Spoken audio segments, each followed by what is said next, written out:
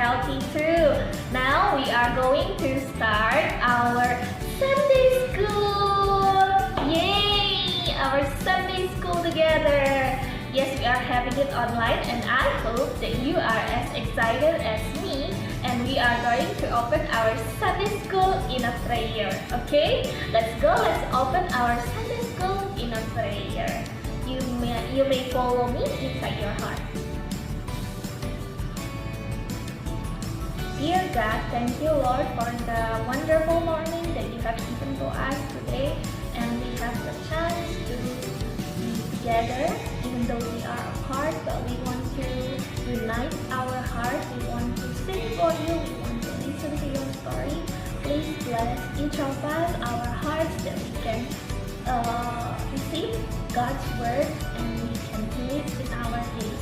Lord, help us to be focused. In Jesus' name, we already pray. Amen. Amen. Alright, now we want to sing our first song. We are going to sing God of Love together. Now let's sing together.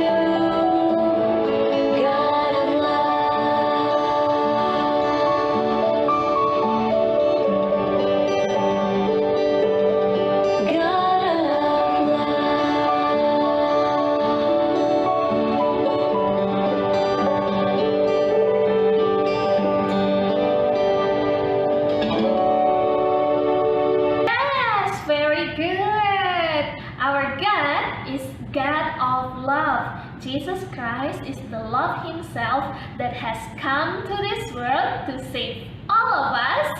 You, your brothers, your sisters, your mom, your dad, all your family, all of this, the world, like the person inside it, God has already saved us because He loved us. And now we are going to give thanks to the Lord for what He has done through our offering also. You may put the offering money to the one that has been provided in here. And now we want to sing our second song for our offertory song. We want to sing Give Thanks. Let's sing it together.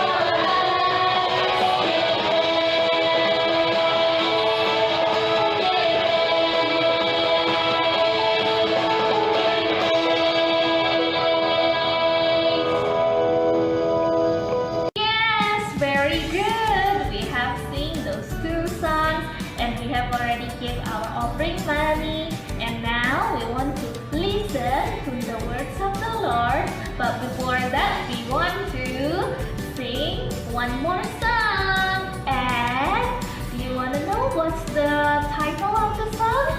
Can you guess? Yeah, that's correct. Blessed be your name. We want to sing that song together. You may get prepared and we will sing it together with our heart towards Jesus. Okay? Let's sing it together.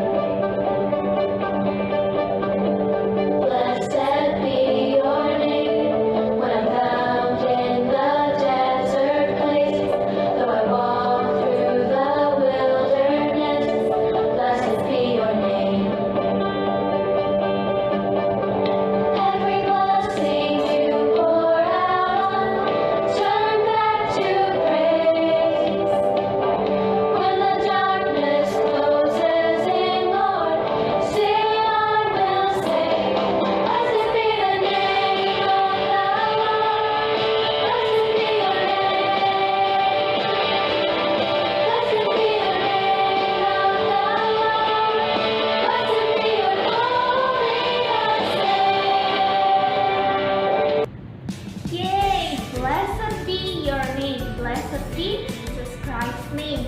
Now we want to listen to the words of the Lord. We are going also to discuss about God's name and how are we supposed to say His name, how are we supposed to respect His name. And for that, we are going to have our Sunday school teacher to come and also will teach you to read God's word. Okay, let's call together. me? Can you guess who is he? Yes, Mr. David. Let's call his name together. 3, 2, 1, go! Mr. David!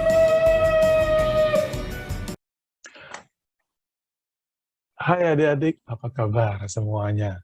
Wah, udah lama kita nggak bertemu ya, udah setahun lebih. Saya udah kangen banget, dan adik pasti udah kangen banget kan adik. Kita semuanya itu tidak bisa bermain di luar, bermain di Sunday School seperti biasanya. Sedih sekali deh. Tapi ya mau bilang apa, ini kan sedang pandemi kan, lagi ada corona. Jadi kita nggak bisa kemana-mana dulu. Ya adik-adik ya, sabar ya, nanti kita pasti ada saatnya kita itu akan melakukan kegiatan online kembali. Yuk sebelumnya kita doa dulu ya. Nah, Father Lord in heaven, thank you for your blessing. Thank you for enabling us to gather here today again, Father Lord, through the online service, Father Lord. Lord God, we really long to have a worship, the offsite service, Father Lord, in our church, Wesley Methodist Church Sunday School, Father Lord. But Father Lord, we cannot do it, Father Lord, Father Lord, because of this pandemic, Father Lord. Lord God, we pray that you will heal all of the victim of this disease, Father Lord. We pray, Father Lord, for our family. We pray for our friends. We pray for everyone that we love, Father Lord. For the one that we know and we don't know as well, Father Lord. The one that been the victim of this corona. We pray that your healing hand be with them, Father Lord. So they will be healed, Father Lord. And one day, Father Lord, we will be able, Father Lord, to have a service, Father Lord, in our beloved Wesley Sunday School again, Father Lord. We believe, Father Lord, when all of things is possible because you are in control, Father Lord. We pray for that time, Father Lord. We commit all of our meeting today, Father, into your hand, Father Lord. May Holy Spirit be with us, Father Lord. Empower us and give us wisdom, Father Lord, to understand your words and be the doers of your word. In Jesus' name we pray. Amen. Nah, adik-adik, adik-adik tahu nggak sih bahwa setiap hari itu kita ada dalam medan peperangan. Ya peperangan rohani ya, bukan seperti zaman-zaman dulu lagi, bukan perang melawan Belanda atau melawan yang perang dunia pertama dulu dan kedua yang dor tembaknya. Enggak lagi adik-adik. Tapi sekarang kita melakukan peperangan rohani. Melawan siapa adik-adik? Ya benar, kita saat ini melawan kekuasaan iblis. Nah, kuasa iblis itu sering berusaha menghancurkan anak-anak Tuhan melalui belenggu sakit penyakit, belenggu kemiskinan, dan belenggu kekhawatiran. Kemudian juga belenggu egois, sifat-sifat diri sendiri yang buruk seperti malas, suka berbohong, membantah orang tua, dan lain-lain. Nah, itu adalah peperangan kita saat ini, adik-adik, peperangan rohani. Bukan peperangan melawan teman, saling berantem, enggak ya adik-adik ya. Apalagi perangnya melawan orang tua, nggak boleh adik-adik, itu dosa. Ya adik-adik ya, peperangan kita adalah peperangan melawan kuasa iblis. Nah itu yang suka membuat kita melawan orang tua itu juga sama itu kuasa iblis. Suka berantem dengan teman, dengan adik kakak, itu juga sama. Itu adalah peperangan melawan iblis. Ya adik-adik ya, jadi pengaruh dunia yang jahat itu yang berusaha mempengaruhi hidup kita untuk menjauh dari Tuhan. Nah adik-adik, hari ini kita belajar bagaimana agar kita menjadi anak-anak yang menang dalam peperangan melawan itu semua. Ya adik-adik, kita simak ya kisah yang ada di dalam Kisah Para Rasul ini. Nah adik-adik, kita nonton dulu ya sebelumnya ya.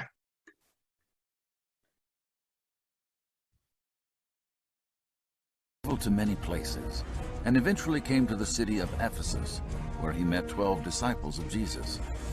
Paul asked them if they had received the Holy Spirit, and they replied, "We didn't even know there was such a thing." After hearing Paul's explanation of the baptism of the Holy Spirit, the men decided to be baptized in Jesus' name. When they emerged from the water, Paul placed his hands on them, and they were immediately filled with the Holy Spirit and spoke strange languages and prophesied. For about 3 months, Paul bravely entered the Jewish synagogue and taught the people there about the kingdom of God, persuading them to believe that Jesus is the Messiah. No matter how convincingly Paul spoke of the truth, there were some who refused to believe. These people not only denied the truth, but they spoke evil against the followers of Jesus in front of the congregation. So Paul took the newly baptized disciples and left the synagogue. But Paul continued to preach, so that all the Jews and Greeks in the area heard the word of the Lord. While Paul was teaching in Ephesus, God did extraordinary miracles through him. For example, people would touch Paul with cloth and take it to the sick to cure them of illness and free them of evil spirits. As Paul's teachings spread through the area, some used the name of Jesus Christ to drive out evil spirits from people. 7 sons of a high priest in a nearby city tried to claim the authority of Jesus to cast out a demon from a man. The demon told the brothers that he recognized Jesus and Paul, but he did not recognize them or their authority, and the possessed man severely beat up the brothers.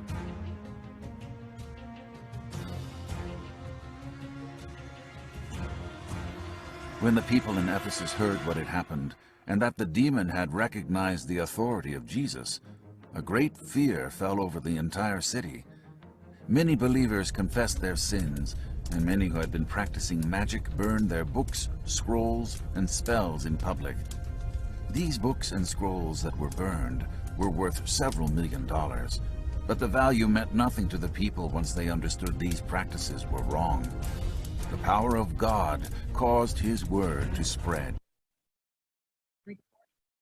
Nah, adik-adik, tadi kita sudah menyaksikan tentang bagaimana Rasul Paulus menyembuhkan orang-orang sakit dan melakukan mukjizat dalam nama Yesus.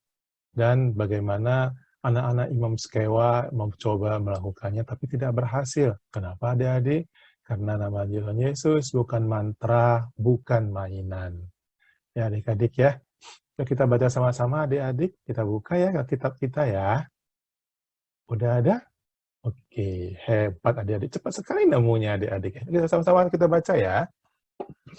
Kita mulai dari ayat 13. Juga beberapa tukang jampi Yahudi yang berjalan keliling di negeri itu mencoba menyebut nama Tuhan Yesus atas mereka yang kerasukan roh jahat dengan berseru. Katanya, aku menyumpahi kamu demi nama Yesus yang diberitakan oleh Paulus. Mereka lalu yang melakukan hal itu adalah 7 orang anak dari seorang imam kepala Yahudi yang bernama Skewa. Tetapi roh jahat itu menjawab, Yesus aku kenal, Paulus aku ketahui, tapi kamu, siapakah kamu? Dan orang yang dirasuk roh jahat itu menerpa mereka dan menggagai mereka semua dan mengalahkannya, sehingga mereka lari dari rumah orang itu dengan telanjang dan luka-luka. Hal itu diketahui oleh seluruh penduduk Efesus, baik orang Yahudi maupun orang Yunani.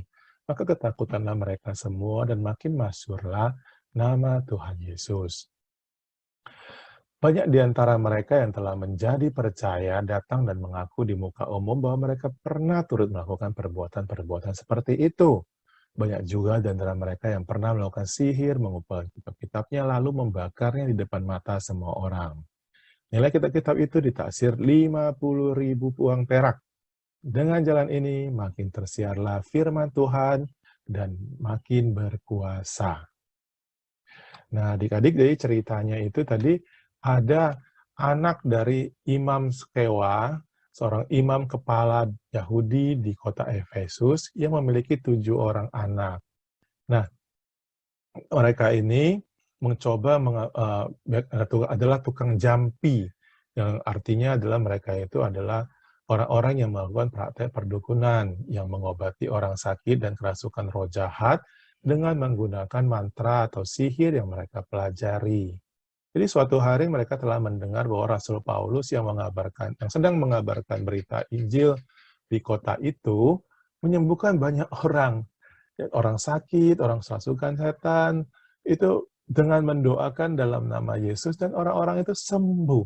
Luar biasa ya adik-adik ya. Lalu karena begitu hebatnya mantra ini dipikir anak-anak Imam Skewa ini, mereka pun ikut-ikutanlah mengobati orang yang kerasukan roh jahat atau setan. Mereka sebut, dalam nama Yesus, Lalu mereka pikir itu nama Yesus itu sejenis mantra baru yang ajaib untuk mengusir setan. Jadi ketika mereka mengobati orang yang kerasukan setan itu, mereka berkata, "Aku menyumpahimu demi nama Yesus yang diberitakan oleh Paulus." Adik-adik tahu nggak apa yang terjadi kemudian? Roh jahat atau setan yang merasuki diri orang sakit itu berkata, "Yesus, aku kenal. Paulus, aku ketahui. Tetapi kamu, siapakah kamu?" Orang yang sakit kerasukan roh jahat itu pun marah dan semakin mengamuk dan menghajar ketujuh anak-anak sekewa itu dengan mencakar dan mencabik-cabik baju mereka, sehingga mereka jadi telanjang dan luka-luka. Lalu mereka melarikan diri ketakutan, malu dengan banyak orang yang menyaksikan kejadian itu. Keren ya adik-adik ya? Hebat sekali kan? Jadi adik-adik, sesudah itu orang-orang yang di daerah itu, jadinya mereka, merasa hebat, heran, dan kaget. Wah, ternyata roh dan setan itu juga mengenal nama Yesus dan tahu tentang Rasul Paulus. Itu berarti roh setan dan roh jahat itu pun tahu kalau anak-anak sekewa itu menyebut nama Tuhan Yesus bukan karena mereka percaya kepada Tuhan Yesus, tapi karena mereka menganggap nama Yesus adalah sebuah mantra pengobatan. Nah, lewat peristiwa itu, kota Efesus akhirnya banyak orang yang jadi sungguh-sungguh percaya kepada Yesus, termasuk banyak tukang jampi Yahudi yang lain yang melakukan praktek perdukunan, bertobat, dan percaya kepada Yesus.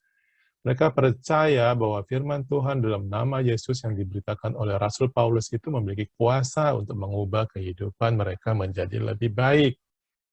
Mereka pun membuang semua jimat-jimat dan kitab-kitab mantra yang mereka punyai sebelumnya. Nah, apa yang terjadi dalam mereka lakukan seterusnya itu, adik-adik? Mereka kumpulkan semua buku-buku, kitab-kitab mantra mereka itu, dan juga jimat-jimat, lalu mereka bakar. Dan mereka percaya bahwa dalam nama Yesus ada kuasa Allah yang selalu memelihara kehidupan mereka dari kuasa roh-roh jahat yang mengganggu. Bahwa nama Tuhan Yesus itu bukan mantra, bukan sihir, tapi adalah kuasa Allah. Jadi adik-adik, lewat cerita tentang kisah tentang anak-anak sekewa ini, kita diingatkan supaya, satu, jangan menyebut nama Tuhan Yesus dengan sembarangan, sebab nama Yesus adalah nama Tuhan yang kudus, yang berkuasa. Dan nama Tuhan Yesus itu bukan sebuah mantra yang bisa digunakan oleh siapapun untuk mengobati orang yang roh jahat, kalau mereka tidak percaya. Nama Yesus berkuasa atas hidup orang-orang yang sungguh-sungguh percaya kepadanya. Nah, karena itu adik-adik, percayalah dalam hatimu bahwa ketika kamu dalam masalah, berdoalah kepada Tuhan Yesus, sebab dalam namanya kita akan mendapat pertolongan dan perlindungan dari Allah. Yang kedua, adik-adik, meskipun kita masih kecil, tapi adik-adik belajarlah untuk percaya bahwa ketika kamu berdoa, maka berdoalah dengan sungguh-sungguh dalam nama Yesus. Doa yang sungguh-sungguh bisa mengubah hidup kita, keluarga kita, dan semua masalah kita. Tetapi yang perlu diingat, supaya kamu jangan salah memahami, ketika kamu menutup doamu dengan berkata dalam nama Yesus, maka Tuhan akan mengabulkan apa saja yang diminta. Itu bukan berarti semuanya, adik-adik. Bukan apa aja yang kita minta akan dikabulkan. Tetapi Tuhan akan memberikan yang terbaik dari ada yang kita minta. Sama seperti pada saat kita minta permen atau pada es krim dari ayah dan ibu kita. Minta 1, dikasih. Minta 2, dikasih. Minta 3, mungkin iya, mungkin tidak. Minta 10 untuk dimakan sekaligus pada saat itu juga. Dikasih nggak adik-adik? Nggak dikasih kan. Kenapa? Karena ayah dan ibu kita takut, nanti gigi kita rusak, nanti kita sakit perut, dan sebagainya, yang akan merugikan kita sendiri. Kita merasa sedih, kenapa? 10 es krim loh, enak sekali, ya kan? Nggak dikasih. Pelit gitu ya. Ternyata bukan adik-adik, ya. Tapi karena bukan pelit, tapi karena orang tua kita itu mengasihi kita, takut kita sakit jadinya. Demikian juga Allah yang menciptakan kita. Tidak akan memberinya pada saat kita meminta sesuatu yang akan merugikan kita. Tuhan hanya akan memberikan yang terbaik bagi kita. Seperti ada dalam nas Tuhan yang berkata, kita baca bersama-sama ya adik-adik yuk. Nah, sini kita baca Yohanes 14 ayat 13 sampai 14. Dan apa juga yang kamu minta dalam namaku, kata Tuhan Yesus, aku akan melakukannya supaya Bapa dipermuliakan di dalam Anak. Jika kamu meminta sesuatu kepadaku dalam namaku, aku akan melakukannya. Nah, itu kata Tuhan Yesus. Yuk adik-adik, ya. Jadi jangan ragu untuk berdoa. Tuhan akan memberikan yang terbaik. Ya. Yuk adik-adik, sebelum kita akhiri, kita berdoa dulu ya. Bapa di surga, terima kasih atas kasih-Mu, terima kasih atas berkat-Mu. Bapa, saat ini kami belum bisa berkumpul karena COVID. Kiranya Kau jauhkan semuanya itu segera berlalu, Bapa, sehingga kami bisa berkumpul bersama sahabat-sahabat kami, bermain bersama, belajar bersama di sekolah, di Sunday School, ke gereja. Dan juga, Bapa, berkati setiap keluarga kami, adik-adik kami, ibu kami, kakak kami, ayah kami, keluarga kami semua, sahabat-sahabat kami, guru-guru kami, yang terpapar oleh COVID, kiranya Tuhan sembuhkan mereka dan pakai para dokter dan para medis, para obatan dan peralatan juga menjadi sarana kesembuhan Tuhan bagi mereka yang terpapar. Dan juga bagi yang tidak terpapar, Bapak, kiranya Kau lindungi kami semua, Kau berikan kesehatan, sehingga Bapak kami tidak bisa kuat, tidak bisa sehat, Bapak. Kami serahkan semuanya dalam nama Kristus Yesus, Tuhan dan Juru Selamat kami. Amin. Adik-adik, sampai bertemu di lain waktu. Selamat hari Minggu.